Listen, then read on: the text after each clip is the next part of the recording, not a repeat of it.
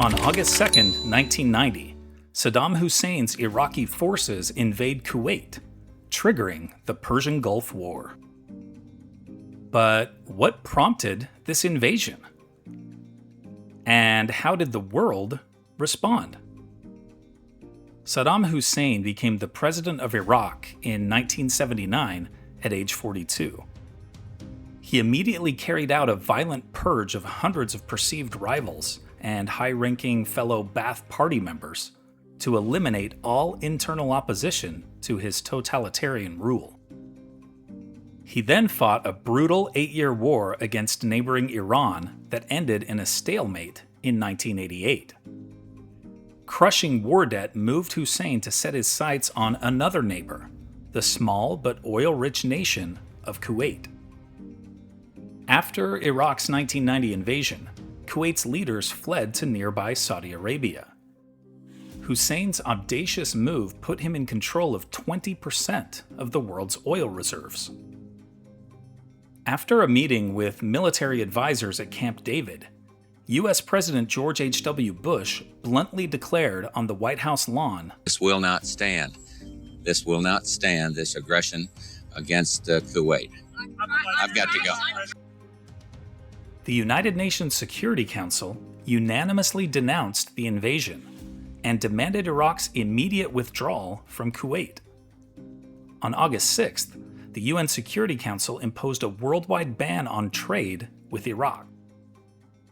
3 days later, Operation Desert Shield began as U.S. forces, led by General H. Norman Schwarzkopf, raced to the Persian Gulf at the request of Saudi Arabia. The United States led the 39-nation coalition, which was eventually made up of some 700,000 troops.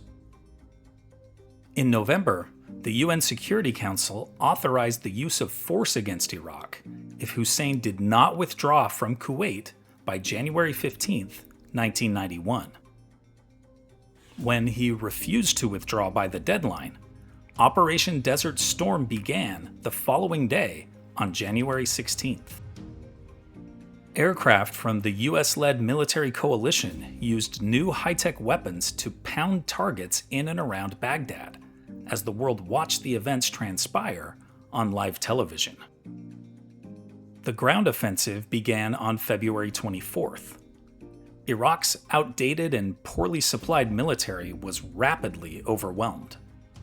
4 days later, a ceasefire was declared, effectively ending the crisis. It is one of the most one-sided military conflicts in modern history. Saddam Hussein and his regime would finally fall during the Iraq War in 2003. The former dictator went into hiding but was captured by U.S. forces. He was then tried by an Iraqi tribunal, found guilty, and executed in 2006. A Desert Storm and Desert Shield memorial is being constructed in Washington, D.C., near the Lincoln Memorial and the Vietnam Veterans Memorial, and is scheduled to be dedicated on October 24, 2026.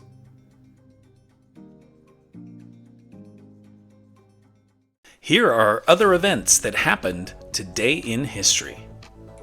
In 216 BC, during the Second Punic War, Hannibal's outnumbered Carthaginians defeat the Romans at Cannae. In 1776, the Continental Congress begins signing the famed handwritten copy of the Declaration of Independence. In 1921, Italian operatic tenor Enrico Caruso, the first international recording star, dies at age 48. In 1934, with the death of President Paul von Hindenburg, Adolf Hitler becomes absolute dictator of Germany. In 1939, Albert Einstein sends a letter urging FDR to take quick action to develop an atomic bomb. In 1942, Jose Diaz is murdered near Los Angeles, helping trigger the Zoot Suit riots the following summer. In 1992, Jackie Joyner-Kersee becomes the first woman to win 2 consecutive Olympic golds in the heptathlon.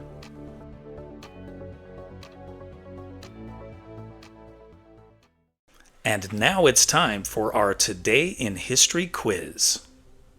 When did the BAA and the NBL merge to form the NBA? 1944, 1949, 1954, or 1959. Liked learning about Saddam Hussein and the Gulf War? Then you should watch this one about Operation Eagle Claw, the failed effort to rescue American hostages in Iran. Tap the screen to keep the story going on Today in History.